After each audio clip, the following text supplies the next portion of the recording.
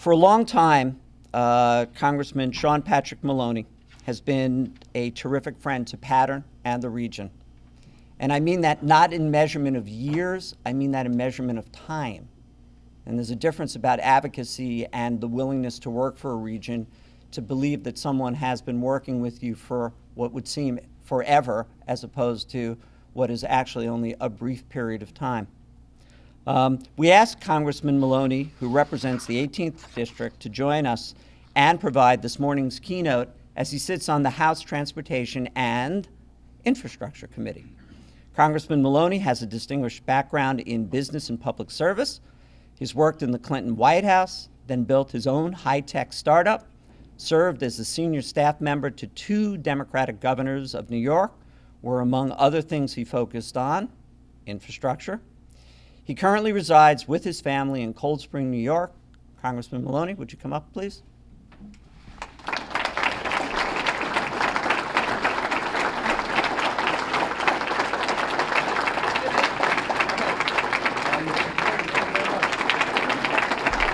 Morning. Morning. Morning. Thank you. That was very nice.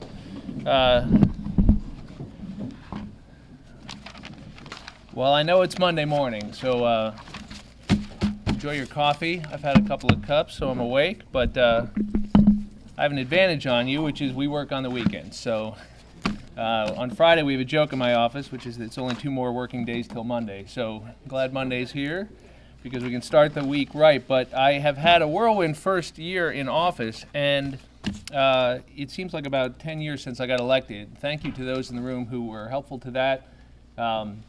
I'm not here to give a political speech, but I want to say it's been the honor of my life to be your voice and your vote in Washington. I know we have a larger group than just folks in my district, but please understand I appreciate the opportunity. One of the first things I did was get to work on getting on the Transportation and Infrastructure Committee, because believe it or not, these issues are one of the reasons I wanted to run for Congress. It's some of the work I want to do in Congress, and I think it's some of the most important work we can do as a country. And so let me just spend a couple moments telling you about some of the work that I've been doing, how it connects up to what we're doing here locally, and where I think we should be as a country. Let me, of course, start by thanking Jonathan. Where'd you go, Jonathan? Thank you for all your work over so many years on this. Thank you, Larry Walensky. Thank you for your excellent report on infrastructure. I read it yesterday, and I thought it was outstanding. Thank you to all the mayors and supervisors and elected officials here. I know we have a few folks that I saw when I came in. I do want to recognize my staff as well. Ed Brancotti is here, my district director. This is Nancy Montgomery, who's also an elected official, but who works for me. And Harold Leith is here somewhere, who works for me. These folks are here to help you, so if there's anything in particular we can do not hesitate to talk to me or talk to one of them, because that's sometimes the most important outcome of my appearing anywhere, is that we get to work on something. We also have, I know I saw Peter Parsons here, I saw Bob Lacola here, I saw Mike Hughes here, I saw Jimmy Malcolm, are you here? I thought I saw you, and the Carpenters. Thank you for all the work you guys do. I know Ron Hicks is here from Dutchess County Government. Nice to see you, Ron. And I know from Middletown we have Jacob Tawil. Are you here representing the mayor? Thank you for being here. I was with your mayor yesterday. We had a nice meeting over there on a Sunday. We're the only ones in City Hall. I don't know what that says, but we were talking about what we can do in Middletown, and I know Ossining Mayor Bill Henauer is here as well. Thank you for all you do, and I'm sure I've forgotten some others. So raise your hand if you're going to go home mad, because we're going to recognize you too. Listen, last week Jonathan and I were with the President of the United States at the Tappan Zee Bridge event. I've had the honor of my life to spend a number of years around presidents, and I can tell you it never gets old. But we were there commemorating one of the largest infrastructure investments in the Northeast, the new New York Bridge, of course. It's a $4 billion project, and the federal government has come to the table with the largest loan of its kind ever for a transportation project of this kind, a $1.6 billion loan from the TIFIA program. And I'll tell you, it's one of the proudest things I've worked on since I got to Congress, and together with Nita Lowey and the other members of the New York delegation and the senators, with the governor's leadership, we pushed very hard to get that loan in place. The bridge would simply not be happening without it, and it's a great example of getting the kind of federal help we need to do big things again. So we should all be very proud of that. Now, just think about this, though. It's a $1.6 billion loan. It's a $4 billion project. And the American Society of Civil Engineers says we need $3.6 trillion of infrastructure work by 2020. It's a $4 billion bridge, only $3.2 trillion to go. That's 900 Tappan Zee bridges in the next 6 years. Think about that. 900 Tappan Zee bridges in the next 6 years. That's not me talking. That's the American Society of Civil Engineers. Now, that's a D+. And those of you with kids know when your kid comes home with a D+, it's not an occasion for celebration, certainly not in my house. And if my girls came home with a D+, we would get to work on a plan to fix it. And that's what we should do in our country. Let me put this in some historical perspective. Everybody always loves talking about the Erie Canal. I love talking about the Erie Canal. Anybody who grew up, going to school and studying New York history heard about the Erie Canal. Governor DeWitt Clinton constructed from 1817 to 1825. But here's the interesting thing to me about the Erie Canal. It cost $7 million, which was paid for by the state government. Now, what's interesting to me about that number is what is that $7 million as a percentage of the GDP of the United States in 1817? Right? Because that's what we ought to be talking about. We are a $17 trillion economy today, right? Plus or minus. So what as a percentage of GDP would be the Erie Canal if we did it today? Because that's what we can afford, presumably, right? I mean, unless somebody wants to argue that the Erie Canal was a bad investment or we couldn't afford it at the time. The project today would be $128 billion. $128 billion as a percentage of America's GDP today. Think about that. The Tappan Zee Bridge is 4. And it gives you some sense of the imagination of the founders and of our previous generations. See, the biggest problem we have today is, of course, money, but it's actually, when you think about it, not the biggest problem. It's a big problem. The biggest problem is a failure of imagination and leadership. The biggest failure is the ability to look at our needs and say, here they are. Now, bear in mind, the Iraq War cost $800 billion. I don't want to get into the politics of the Iraq War, but I want to tell you, when we have a priority as a country, we can invest in it. We can invest in it. And the Iraq War will cost us between $2 and $3 trillion in long-term liabilities over the next 30 years. So the cost of that war is about $3 trillion over 30 years. Just what it is. You can be for it, you can be against it. That was the cost. Think about the cost. Think about if we invested that money in our own country. Think about if we invested a similar amount of money in the United States and the nonlinear benefits we would receive from that investment over 30 years. In other words, it's just about choices and it's about national priorities. 50,000 people earned their livelihoods from the Erie Canal at that time. I told you it's a $128 billion project as a percentage of current GDP. The entire annual budget of the Department of Transportation today, right now, is $70 billion. That's it. For the Federal Transportation Department, $70 billion. So is it any wonder that we have a D+ score and our infrastructure needs are going unmet? Look, the Erie Canal changed New York. We know that. Within 15 years, New York became America's busiest port, had more freight than Boston, Baltimore, and New Orleans combined. Thomas Jefferson said, "This great work will immortalize the present authorities of New York, will bless their descendants with wealth and prosperity, and prove to mankind the superior wisdom of employing the resources of industry in works of improvement rather than destruction." Jefferson, as usual, made the point more eloquently than I just did. It's the same point. Are we going to invest in works of improvement or destruction? Our colonial founders got it. We had many more projects like this, of course. In the 19th and 20th century, look at the Hoover Dam, completed in 1936. Started at the height of the Great Depression. That's a $3 billion project, completely financed by the federal government, current terms. 21,000 people worked on the Hoover Dam. You see, we have to think big again, because if we don't, others are. Look at the Chinese and the Japanese and the Europeans. Your report summarizes this. The Chinese spent 8.5% of their GDP on infrastructure from 1992 to 2011. That's $503 billion in 2010. Adjusted dollars. Japan spent 5% on its GDP from the same period. India spent 4.7%. Where's the United States? 2.6. 2.6. So look, anybody who's in business knows that if you're not investing, you're not going to be able to keep things up. My friend Jim Taylor's here. We're trying to do an investment in Orange County right now that requires federal help. I raised it with the President of the United States personally. It didn't go so well. He didn't seem to think I should be talking to him about that. What the hell should I be talking to the President of the United States about? I mean, in other words, what am I doing in Congress if I can't go to bat for somebody locally who's trying to invest and grow our economy? We're going to get that done, God willing. We're going to stay at it because that loan guarantee, a program that exists for exactly this reason, could create new technology, renewable energy, local jobs, good wages, and it could be a sustainable, scalable model for the whole country. We want to do that right here in the Hudson Valley. And one of the reasons we have this capacity zone problem is because they don't think we have enough local generation. Well, here's local generation right here, and we should be doing that. And there's other projects like that we need to be working on. So look, we did this before. We did it in the 19th and 20th century. We should do it in the 21st century. Let me just tell you a little bit about where we are right now. Let me give you a little report from the front, which will not be inspiring. Right now, the United States Congress is looking at the grim fact that the Highway Trust Fund is about to run out of funding. We'll become insolvent in about 2 months. 2 months. There's no money left in the Highway Trust Fund.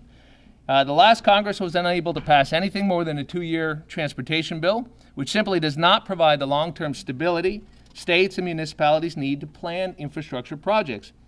As a result, economic growth continues to stagnate, and our recovery is tepid. Nations like China, India, Japan, Brazil have become more and more competitive with the United States and have faster growth rates. Now, with that bleak backdrop, I can tell you there is some good news. Let me tell you what I'm working on the House right now. Tomorrow, the House will begin voting on a bill that I spent a lot of time working on over the last year called the Water Resources Development Act, or WRDA, as we call it. This bill contains one of their very first pieces of legislation I wrote as a member of Congress. It's called the Dam Safety Act, and that joke just never gets old. So in my office, you say, "Where's that Dam Safety Act?" We're going to get the Dam Safety Act passed. The Dam Safety Act is a piece of legislation that renews the National Dam Safety Program. It had been allowed to expire by the previous Congress. We have 800 dams in the Hudson Valley. We have 100 high-hazard dams. Those are dams that if they fail, someone's going to lose their life or lose their house. We have a national program to inspect them, to make them safe, to get engineering assistance, to get municipalities and private associations the help they need to know before one of these superstorm events whether that dam's going to fail. I'm proud to say that piece of legislation is going to be signed by the President into law, and it will provide $13.9 million a year to help with aging dam infrastructure, and that's critically important for 5 years, so about $70 million total for 5 years to help with aging infrastructure. This bill also opens up millions of dollars in funding from the Harbor Maintenance Trust Fund, dedicated solely to help develop small and emerging ports. 10% of funds appropriated above the 2012 levels, and they can be used for ports like the one in Newburgh that we're trying to rebuild right now, because that port should capture the increased container traffic from the new Panamax ships. It should be a distribution point on I-87 and I-84. We've got a river and rails and a runway and 2 highways, and that city should be booming. And it starts with an investment in that city's infrastructure, and this legislation will help. It also opens up new sources of funding for states and municipalities to use, repair, improve, and update their drinking water and wastewater infrastructure, which is a big issue in the Hudson Valley. And there's a new program called WIFIA, which I'll say a word about in a moment, which I'm very pleased with. On the Surface Transportation Bill, I'm working with my colleagues on the T&I committee, Republicans and Democrats, on creating a long-term, multi-year surface transportation bill. I want to say this really is bipartisan work. We have one of the most bipartisan committees in the Congress. Chairman Schuster, a Republican, has impressed all of us with his willingness to work across the aisle, and that is the number one thing. You know it. If we don't work together, we're not going to succeed. The biggest division in Washington today is not between Republicans and Democrats. That's what you hear about. The biggest division today is between people who want to cooperate and work with each other and people who don't. And that is a problem on both sides of the aisle. The biggest problem in Washington today is people in my party and people in the other party thinking we got all the answers and we don't need to listen to each other. And not one person in this room in their personal life and their professional life works that way and gets anywhere. And until we start working together and talking to one another we're not going to do anything in this country. And so I have made it my mission in life to be among the most bipartisan members in the House. I am the 7th most independent Democrat, ranked by Congressional Quarterly. Those are my votes. So I'm not just talking about it. This is how I've conducted myself. And I think if you talk to Chris Gibson or you talk to our Republican supervisors, if you talk to John Hickman in Hopewell Junction, the Superfund site we're getting cleaned up there with federal funding, the way they wanted, 900 homes connected to new water, he'll tell you that partisan politics didn't have anything to do with it, and it shouldn't have anything to do with it. But this is what we have to do on the Transportation and Infrastructure Committee. The President has given us a proposal now, and I'm encouraged by a lot of what I see in it. They sent up a bill. They don't usually do that. I applaud the administration for doing that. It would provide a 22% increase in transportation infrastructure funding and give New York the real stability it needs to plan. I've also been named a member of a small group called the Public-Private Partnership Panel, which is a group within the Infrastructure Committee, which I sought out and was named to. It's about 6 or 7 of us, evenly divided, 8, I guess, divided between the parties. And we have the pen on the new bill on the public-private partnerships, the P3 piece, which I think has tremendous opportunities for increasing infrastructure investments. It's not the whole problem, but it's part of it. The panel has already examined a number of crucial steps, including the successful TIFIA program. For those of you who know what the TIFIA program is, it's a loan program in the Treasury Department. The DOT and Treasury administer it. You know, there are 41 projects that have received $16 billion of loans in the TIFIA program in its first few years. That's, when leveraged up, is $56 billion in total project investments that would not be happening without that program. It's one of the best programs we've had in the last generation to goose investment in infrastructure. And right now there's $56 billion of projects going on that would not exist without it. We need to make it bigger, and we need to make it expand to more projects. We've examined also creating a P3 unit within the Department of Transportation to assist municipalities in crafting P3 agreements and in ensuring that they can navigate the complexities of these agreements, because how you do a P3 is very important. So the devil is in the details. Not every project's right for it. Every project is different, but we can bring real expertise into the Department of Transportation. And I'd like to see us incentivize states to enact legislation like Design Build that we have here in New York, which is helping the Tappan Zee project move faster and cheaper, and P3 authorizing legislation in every state. And we should do that by incentivizing states through opening up additional financing in programs like TIFIA and the rest. And we're working on that. We've looked at raising the volume cap on private activity bonds and exempting water and wastewater projects from the caps to free up more capital for towns and municipalities to use. The Patterns report says that water and wastewater infrastructure is the single biggest need that local folks have identified in the Hudson Valley. We know it's aging out, it needs repair desperately, and it's cheaper if you do it sooner, and it lasts longer if you take care of it. Big surprise. So we need to invest in it. One of the most important steps the federal government can do immediately is to dramatically increase investment in infrastructure, is to enable existing pools of capital to be utilized and leveraged for these projects. There's a bill in Congress that I'm a co-sponsor of called the Partnership to Build America Act that would do just that by allowing private capital trapped overseas to come back to the U.S. at a lower tax rate through the purchase of infrastructure bonds. So if we want to bring these profits back to the United States, and we're going to have a big fight about it, let's compromise and say you can bring back your profits that you've been keeping overseas, but you got to invest in America. You got to invest in America. And if we did that, if we had companies buy $50 billion of infrastructure bonds, we could leverage that up, and we could do another $700 billion of infrastructure investments, and we could make it a permanent source of financing. We don't need to do it as a short-term thing. That's where I disagree with the president. States also have a variety of assets at their disposal which could be used to leverage additional pools of capital for investment in infrastructure. I think state lotteries are a good example of this. We could make certain changes to the existing federal code, and states could continue to regulate their lotteries, but lease operations of those and take in a certain amount of private investment and redirect that capital to wealth-creating projects like infrastructure or to a federal match on a transportation spend. So what's it all mean for you? So I know you're thinking, thanks for all the alphabet soup from the federal government. What's it mean in my town and my locality? What's it mean for the Hudson Valley? Well, my staff and I have been working hard to ensure that these measures show up here in a meaningful way, and we're committed to working with all of you to do that. Let me give you some examples. So the TIFIA program that I mentioned. One of the first steps I took was to get to work ensuring the TIFIA loan for the Tappan Zee Bridge, but not everybody's doing a $4 billion bridge. But the TIFIA loans can be awarded for projects with a much smaller price tag, $25 million for rural and $50 million otherwise. And I've got folks on my staff who are dedicated to working with all of you to navigate that process if your town or your municipality is interested in knowing more. Tiger grants, another source of very important infrastructure funding. We've worked hard to keep the DOT Tiger Grants program fully funded. And the grants, I have a grants team in my office that is already assisting folks in Newburgh and Poughkeepsie in submitting those applications. And we're already always ready to assist any of you with that process. WIFIA is a new program, a new loan program for water infrastructure. It's just been included in the bill. I think it came out at conference. I don't even think it was in the bill to pass the two houses. It's a big deal. You don't care about that, but this is a big deal. This program is based off of the TIFIA program and will allow municipalities to take advantage of low-interest federal financing for use on their water infrastructure projects. And as soon as we get it signed into law, my office will be ready to assist with all of you to take advantage of it.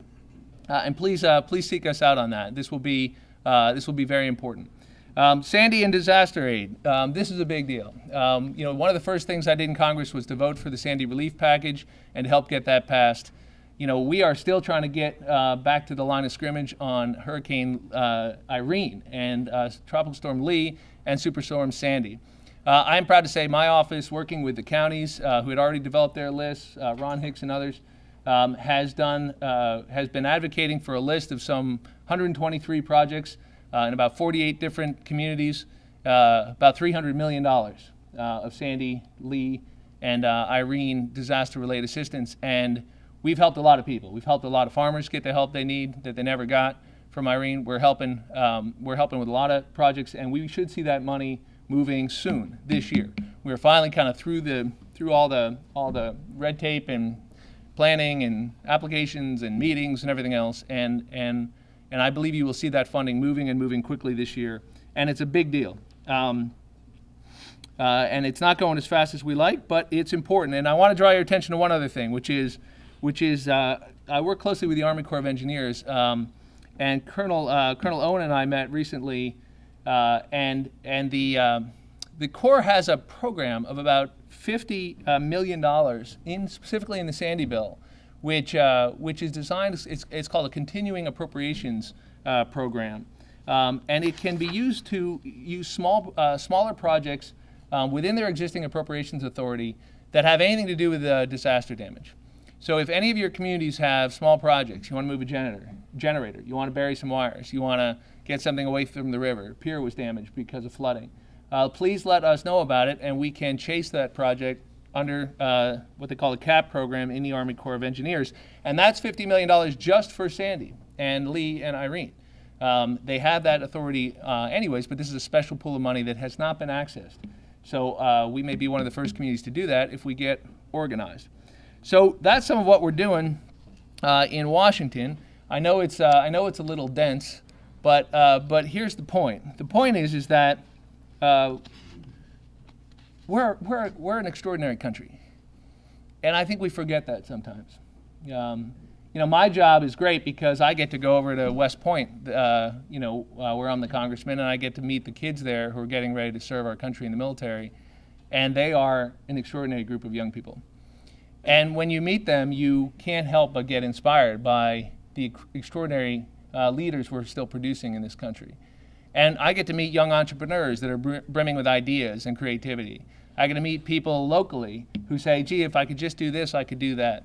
I meet people who have booming businesses who started with a small business loan or a community development block grant loan and say, without that little bit of help early on, I couldn't have done this. In other words, we've got to do what works, and we've got to remember that we are a great country, and we're a very wealthy country. And we can be smart about how we invest, and we can be serious about reducing our debt and deficit, as I am. We can be serious about being fiscally responsible, as I am. But we can invest in our future. We can believe in what's possible. We can look at our own history and see very clearly that the people of the founding generation could never imagine the society we live in today, where Jonathan Drapkin and the governor of New York and I are watching, Marine One float over this massive Tappan Zee Bridge with all the majesty and might of our national government, of the President of the United States, elected by a country of 320, 40 million people, presiding over an economy that's $17 trillion strong, from that modest start, from the half moon toddling up the Hudson River in 1609, now the president arrives on a gleaming helicopter. One of the proudest days I've ever had in the White House was flying into Northern Ireland with President Clinton. And there's 2 Air Force Ones. People don't know that. There's one behind it that looks just like it called Air Force One Support. And as we came off Air Force One and we were leaving in the motorcade, Air Force One Support was coming into land behind the first plane. And I remember looking at it and thinking, God, if my great-grandparents, who left here in rags to go to America, I wonder if they, in their wildest dreams, ever imagined that that country would grow and prosper and lead the world, and one of their descendants would float back in here on this beautiful aircraft with the most powerful person on the planet. That's what this country is. What this country is it is a fulcrum for energy and ideas and industry. We need to remember that. We need to get this economy growing again. We shouldn't be satisfied with 2% growth. We need to be growing at 3 and 4%. We can do that. And we can invent things that we can't imagine now. And we create new technology systems. And we can invest in our existing infrastructure and make it new again. And we can rebuild from the ground up cities like Newburgh and Poughkeepsie that are doing okay but could be doing a lot better. And we can lead the world again with energy and industry and ideas, and not just weapons, but ideas and an economy that is the envy of the world, with a standard of living that is the envy of the world. That's the world my parents talk about. That's the one they grew up in. They made it on one income with 6 kids. And my dad started out at U.S. Steel, getting paid 12 times a year, making $300 a month. But by making good decisions and good choices as a family, and because the country had good leadership and was making good choices and investing in itself, it produced the greatest standard of living the world has ever known, and it was the most broadly shared, meaning middle-class people did better. It wasn't just all going to people at the top. And we have to reverse that trend. We have to be that America again. And I believe in that America, and I believe it starts by investing in ourselves. And I can't think of a single more important project the next American president should take up than saying we are going to rebuild this country. We've spent a decade rebuilding countries all over the world and getting ourselves tangled up in all kinds of stuff. Some of it we had to do, there's no doubt about it. But my God, can't we spend a decade building the United States? Can't we spend a decade saying we are going to invest now, the way the founders did, the way the Erie Canal was built, the way the Hoover Dam was built, the way our national highway system was built, the way the Transcontinental Railroad was built, by Democrats and Republicans alike? This doesn't have anything to do with politics. This has to do with your country. And I need your help doing it, but I'm very proud to stand with Pattern for Progress and all of you who believe in this, and I look forward to taking your questions, and I'm sorry I can't stay for your whole panel. I'd stay here all day if I could, but I have to go back to Washington tonight. But thank you for the opportunity to speak to you this morning, and thank you for all you do.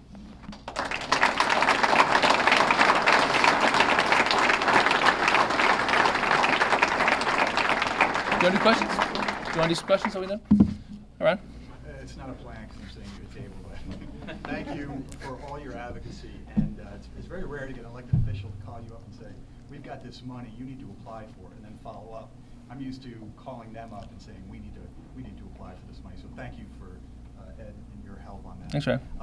With regard to Sandy and Irene money, these storms happened years and years ago. We are going to continue to have disasters. We've seen a lot of them in the past. Can't we have a mechanism in place that's agreed upon by both parties or the White House and Congress so that when this does occur in the future, if there is an appropriation, that it goes into effect immediately? I found businesses, including the farms, can't wait a month, can't wait 2 years, certainly. And businesses in the same, I kind of laugh when I get the application say, you got to push this out to your businesses who are affected by Irene and Sandy. They're out of business, or they've already found a way to recover. Is there a way that a mechanism can be established for future disasters that we just then allocate the money towards it? Yeah, and there's some good ideas on that, and I support it. So people understand what Ron's talking about. You know, it took 70 days for Congress to pass Sandy disaster relief. It's disgraceful. It's disgraceful, and this is not a partisan comment. because guys like Pete King, a Republican, I think that was his proudest day in Congress. His head exploded when they didn't do this at the end of the last Congress, and he went bananas on his own leadership.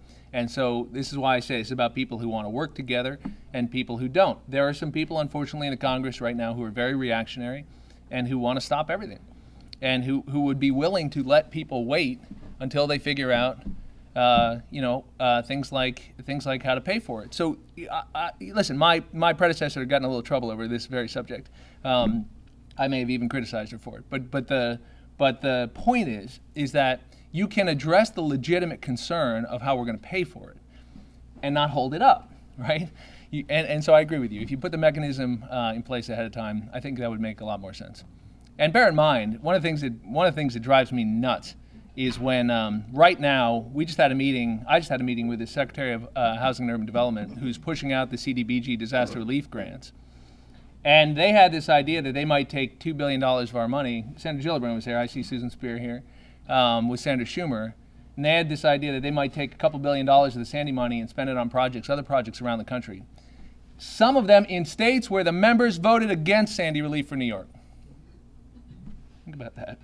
They voted against Sandy relief for New York, and then they've come around to HUD and say, hey, we want some of that money. And thank God we have a senator named Kirsten Gillibrand and a senator named Chuck Schumer who said, no way is that going to happen. There might have been an expletive in between no and way. And I was in the meeting, and I can tell you, I don't think I've ever seen the senators quite so hot. And I think that thing's been killed in its infancy. What we said was, we're happy to share disaster relief with anybody who needs it anywhere in the country, but this money has to be spent in New York and New Jersey first. That's why we appropriated it. And people haven't been helped yet. So we're still fighting this thing, you're right, Ron, and we can speed it up in the future. Hey. Good. Congress needs to partnership with the state government, because what we do, I'm with the Northeast Regional Council of Carpenters, we're the original middle class, the building tradesmen.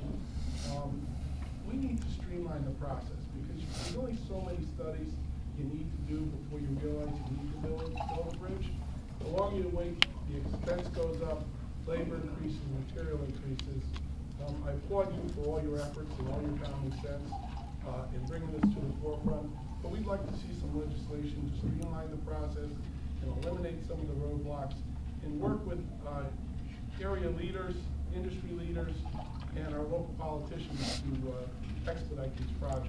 Yeah, well, and thank you, Carpenters, for all the work you guys do. Let me tell you, in the president's announcement at the Tappan Zee Bridge, what he was talking about was exactly that, was streamlining the regulatory process and making them run concurrently. So you have a bunch of federal agencies, instead of stacking one on the end of the other, you do them at the same time, and you put real deadlines in there. There's also that kind of streamlining for the Army Corps of Engineers, which could use some reforming, in the WRDA bill I mentioned. And there's pretty good agreement on that right now. Some of my friends on the left are against it, but I just think that's silly. I think we can do responsible environmental reviews, and we can do them in our lifetime. And we do not need to wait years and years to get simple projects done. There is a bridge in Orange County, the Forge Hill Road Bridge, which was washed out in Irene, and it's still sitting there. Now Orange County is got it going, and they're going to get it done, and it's finally moving. And we had something to do with that. But it should not take 3 years to build a 2-lane bridge in the United States. The commander of the Army Engineers, General Bostic, came and testified before my committee. And I said, General, I recognize you. We were at Stewart Airport together in February of 2013. He said, oh, Congressman, yeah, good to see you again. I was like, that was a nice event, right? Right. We were welcoming home the 411th Brigade Task Force Empire, group of engineers that had been in Afghanistan for 10 months. You know what they do? Build bridges. You know how quickly they do them? Under 3 years. You know what's going on? They're being shot at. And then somebody blows it up, and they build it again. I said, General, is it fair to say that we took your guys off that plane at Stewart Air Force Base and brought them down to Forge Hill Road about 3 miles away? They could have built that bridge in less than 3 years? He laughed. He said, well, Congressman, I don't know the specifics of the project. And I looked at him and he said, yeah, we're going to build it in less than 3 years. I don't even know anything about it. I could have built it in less than 3 years. And nobody be shooting at them. I mean, just think about that, right? We are building more interchanges in Kabul than we are building in Orange County right now.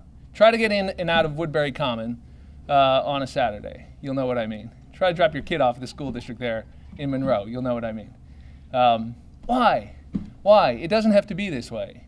And it's going to be this way until we get urgent about it. And that's why you can see I'm urgent about it. I want that flipped around. I want us investing in our own country. I want us doing it faster. I want to be responsible about all the reviews, but I think we can move, and we can move quickly. Some of you probably know this. The Empire State Building was built in 13 months from start to finish. 13 months. 13 months. At the height of, from the first shovel in the ground to the ribbon cutting during the Depression. Tallest building in the world. We're Americans. We should remember that. It's not that hard. Yes? Okay, with that, do you think if manufacturing started coming back to this country, that our infrastructure would then be a priority? Yes. It helps. It's all reinforced. Described early on, all were commerce related. Yes, and we need cheaper energy, and we need good manufacturing policy, and we need to reform our tax code, and we need to make it easier for companies to build and manufacture here in the United States. We should build things in the United States. It is a myth. It is a lie that we cannot build things in the United States, and we can't do it in an effective way. We have the best trained, best educated workforce in the country. We can use high technology to have value-added, high-end manufacturing. You see it with things like 3D printing. You see it in the nanotechnology corridor in the Hudson Valley. You see it even in the biotech industry that's emerging in Westchester, which is a form of manufacturing. And we can create good middle-class jobs again. And I think we can create a growing economy which will give us the resources and the lift to invest in ourselves again. That's why I think the biggest crisis is imagination and leadership. We need to get going again. We've been here before. We've been down before, but we've always come back. And we've come back bigger and stronger. And that's what I want. I want the country moving again. And manufacturing is the start of it. You can clap for that. Go ahead.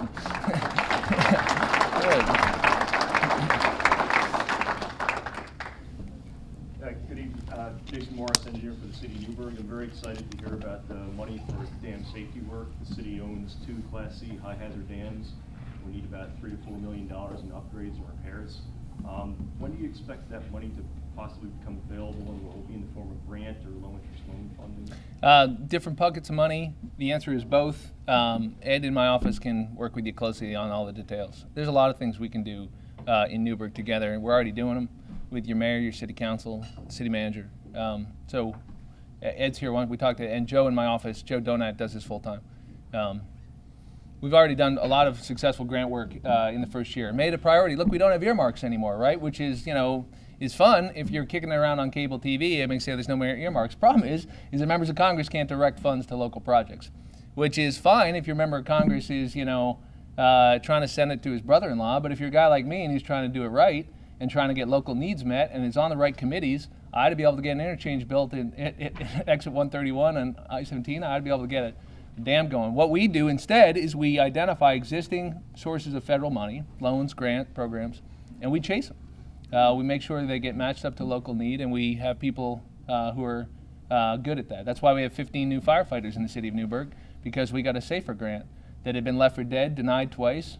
Chief Adder was like, Sean, let me give you some advice. You should write a law, repealing the SAFER grant program and terminating it because it doesn't work.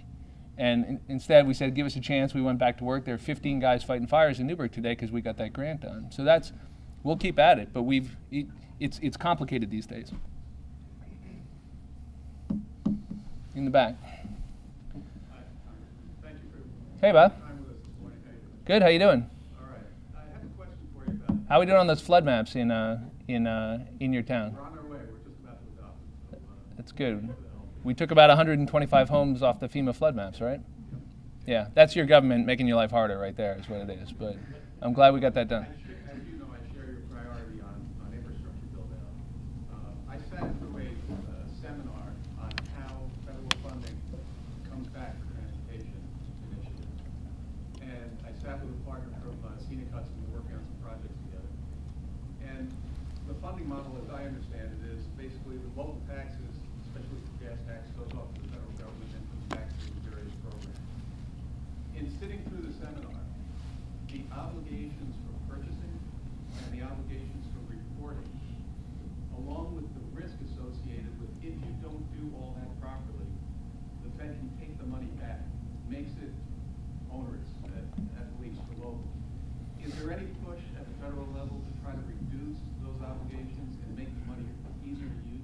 Yeah, I mean, it's the same issue as the streamlining.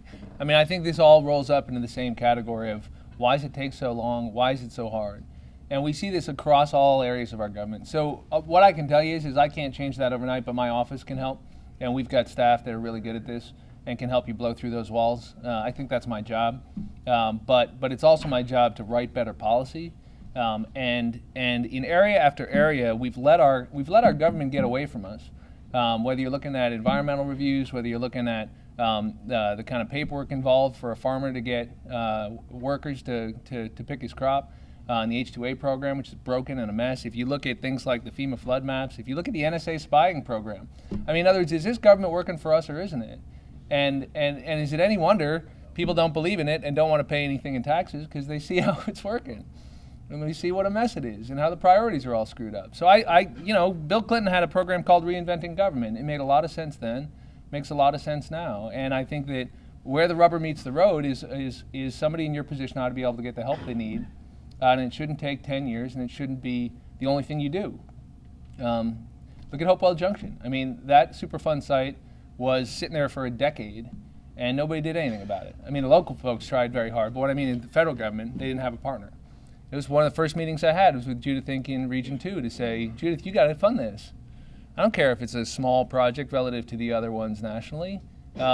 We got to get this done, and we're going to get it done. So I think you need an advocate, and but you need a government that works better too. So please help us on. I'm working on it, but until then, let my staff do some of the work for you.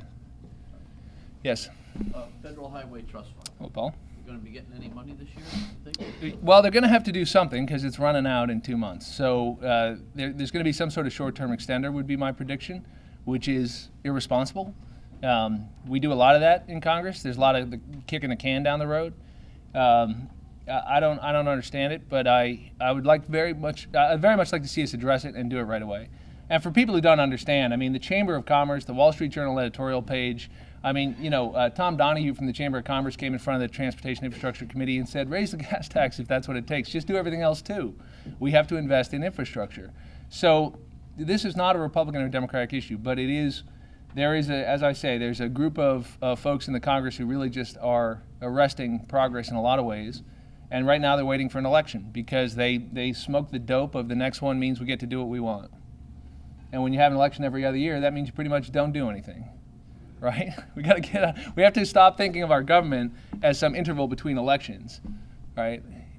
Government is government, and we ought to work together and get it done, and we'll worry about the elections when they come. I'd have a feeling we'd all do a little better if maybe we did something good for the people we represent. But then I'm in a competitive seat. See, most of these guys aren't, so that's part of your problem. You just need more competitive House seats because nobody down there is worried about losing their job, and that's a problem. Yeah. Yes, it's related, but on energy, recently the FERC created the new capacity zone for Hudson Valley, and it's costing us millions. We're not done on that. Public Services Commission also related, just published the Reforming the Energy Vision for New York State. It's related to infrastructure, of course, but do you have any intention of working with the Public Service Commission on a federal level to help secure some funding to go down this road of decentralizing or finding a new paradigm for energy supply in the state of New York? Well, sure, and I think the governor's done some good work on this, and I think that there are good alternatives right now to address any of the capacity issues we're concerned about. I think they're largely overblown, frankly, and I think FERC is just really off base on. For those of you who don't know what we're talking about, there's an entity called the Federal Energy Regulatory Commission, which has, in its wisdom, decided that they need to raise energy prices between about 6%, maybe a little less, maybe 4% for 1 year instead of what they were originally talking about. But the point is, it's a dumb idea. Anybody who paid the heating bills last winter doesn't need a lecture in why energy prices are too high. It's probably going to cost IBM $10 million alone, is what IBM tells me, when they're trying to keep jobs here in the Hudson Valley. We need them too. So it's a dumb idea. It's a full court press. I mean, Senators Gillibrand and Schumer, working across the aisle, Chris Gibson and I have been hand in glove on this. Chris and I have a bill that would stop FERC from doing this, that would increase local input, that would change the whole way it's done. don't hold your breath on that getting passed in the next few weeks, but the point is to make a statement that this is wrong. We went down there. I personally went down and delivered all the letters of objections. They weren't calling back my friend Marcus Molinaro. I told the chair she has to call this guy, that these are the people who are on the front lines of this thing. Did they get in touch with you? She did. There you go. Not that they did anything, but she got in touch with them. At least she's returning their phone calls. Right, so, what's that? We're suing him this week now. Yeah, and we're suing them, and that's right. It's because that's where we are. And so Central Hudson and all the rest of us got together, and we've been in close touch on this. It's bipartisan, different layers of government. We all agree, and now we're in court, and so we're going to keep fighting it. It'd be nice if the federal government increased infrastructure investments without telling any of us, instead of increasing energy prices. And they tell us, yeah. Thanks for being here today. Really honored Good to be see you. with A really terrific report and presentation. So I just want to share what just happened this weekend. I was going up I-88 in Broome County, and there's signs on I-88, no cones, no nothing, telling you not to shift lanes, stay in your lane, because shifting over to the passing lane or is going down to the slow lane is dangerous. And it's just a typical example of how bad our infrastructure is, but So if you can see Heard of that. on the Wow. surface, God only knows what it looks underneath. I got off the ramp in Harpersville, and I got on Windsor Highway, and there's big flashing billboards going, signs going, saying a weight reduction on a primary county road on Windsor Highway is now 12 ton. What they're doing is they're inspecting the bridges, which is great. They don't have the money to fix them, so they reduce the weights. And that economically, Right. it's just a disaster ready to happen, both economically and a bridge collapse and having a problem. It's a matter of when, Right. not if. And I applaud what you're doing, but I think we need to come up with many mechanisms to fund our entire infrastructure system. Yeah, amen. Jonathan. I think I read over the weekend that the Secretary of HUD is moving over to OMB. Yeah, Sean Donovan is going to OMB. So former New Yorker. Is it an inside baseball, inside the beltway kind of thing, or do we care? I just read that over the weekend. I haven't talked to Sean about it, and I haven't talked to anybody at the White House about it. I'm actually going down there. We're going to have a meeting on Taylor biomass, if nothing else. But I just have to follow up on it. I don't know what the story is there, and I don't know what the plan is. It just happened the last couple of days. This is because my friend Sylvia Matthews, now Sylvia Burwell, is becoming head of HHS. She and I worked in the Clinton administration together. She's taking over for Catherine Sebelius. So you have a bit of a musical chairs thing going on where she was at OMB. And so they're trying to bring in somebody. So I don't think it's a bad thing to have Sean in OMB and have a New Yorker in there. He's a smart, capable guy, even if he had to be reminded about keeping Sandy dollars in New York last week. But he's a good guy. But we'll see what happens. We'll see what happens at HUD. I mean, it's a critical moment. I actually think, though, we're down the process on the CDBG stuff. It's actually kind of in the pipeline already and done. They're going to be kind of rolling it out. It's administered through the states, right? So it's really more in the governor's office at this point, with a couple of exceptions like the one I talked about.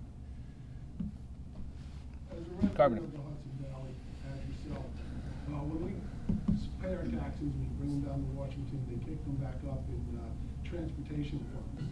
The New York State DOT Region 9, which is the area in which we live, I believe is going to get shortchanged. Per capita, as residents, we pay probably the most in the region or area for infrastructure repair that could get the smallest percentage back. That's something that needs to be looked at the state level as well as the federal level. And you, as a resident of our region, I'd like you to use the weight of your office to try to get more funding for New York State DOT 9 so we can get some of these bridge projects done, which are critical, because we're out there every day, we're fighting to build these projects right, and it's important that we get some money down here to fix these roads. No argument for me. And hopefully you wouldn't be surprised to know we're already doing that. I've been with Joe McDonald, the Transportation Commissioner, twice in the last week. Met with her in Washington a few weeks earlier. Had a full and frank conversation about how I think things are going in Region 9. I like this governor a lot. I think he's doing a great job. I like Joan a lot. I think she's doing a great job. I think they They've brought some real energy and some real focus on these problems, and we'll work really closely together. But you're right, and you know, we're working on it. We're working on it. Sir. Harold. If you can speak for a moment on protection of our infrastructure, homeland security training. What we've seen, supposed to try to do this, is a roadblock and all. In terms of the money being spent to train first responders, it's just not there. Yeah. Talking about building this, and not protecting it. Well, thank you for bringing that up. I mean, in a week when we saw the dedication of the 9/11 Museum, we should need a reminder that this is still a concern.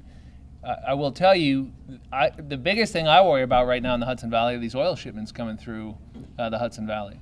I mean, everybody knows the train is just wide open. It goes along the same track every day. You could put an improvised explosive device at any point along any one of those tracks, and you've got hundreds of cars carrying Bakken crude. People may not know this. We now have 1 billion gallons of crude moving through the Hudson Valley every year. It's going to 2 billion. And there are 78,000 of what they call these DOT 111 cars. Those are those black tanker cars you see rolling down the tracks that are not safe.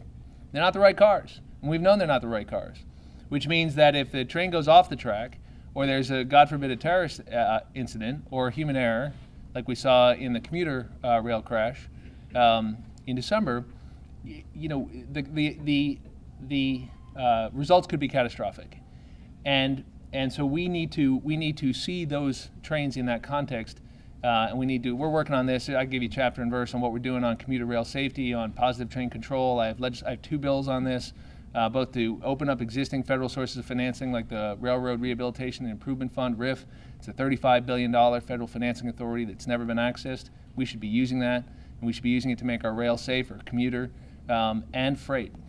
And it's all the same stuff. It's technology using YPS and GPS to slow the trains when the human being fails.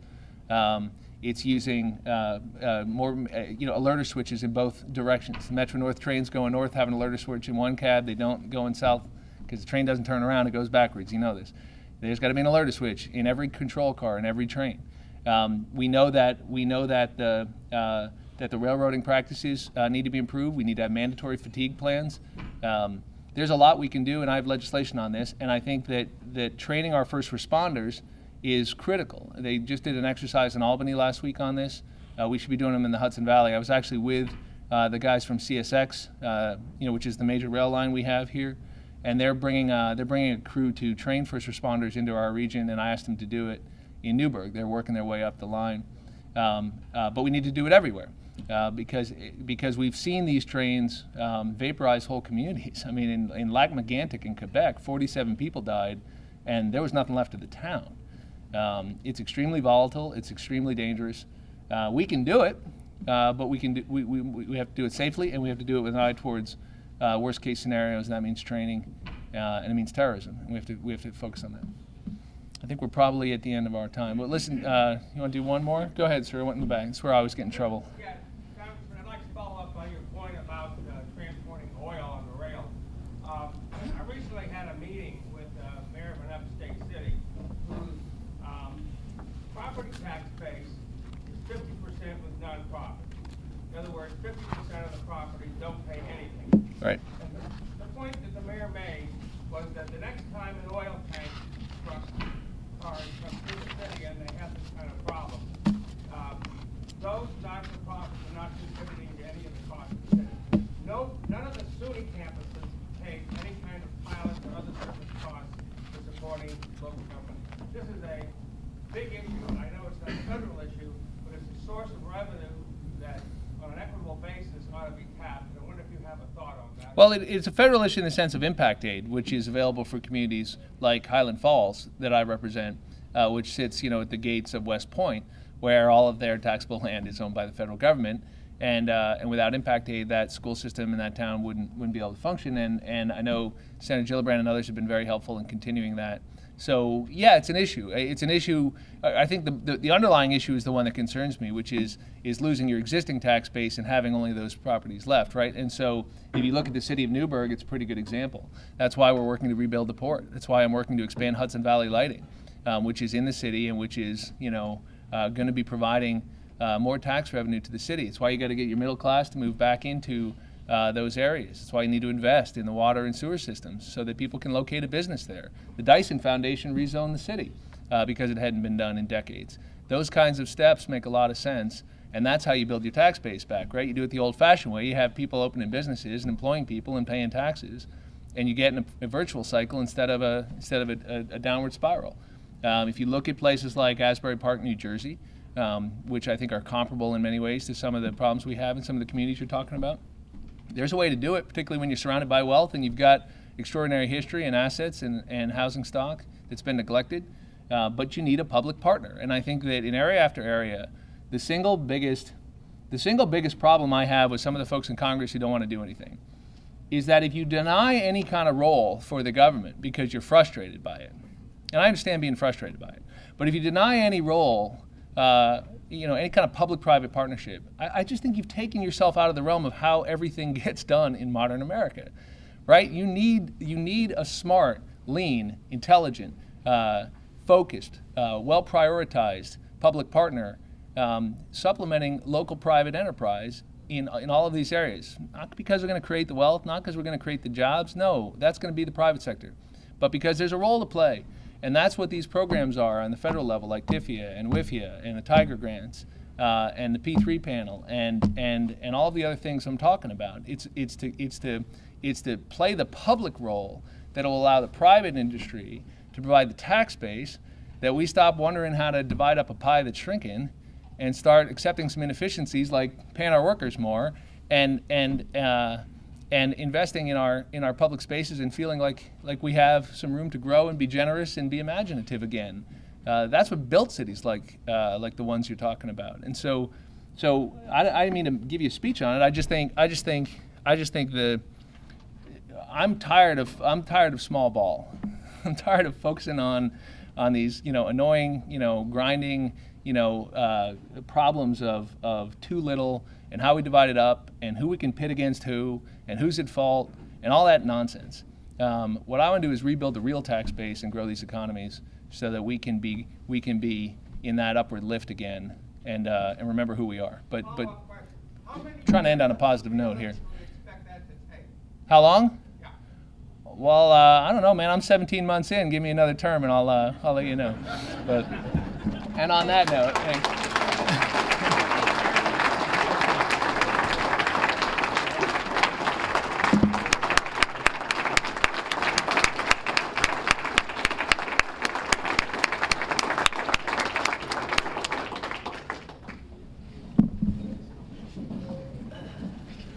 Thank you so much, Congressman Maloney.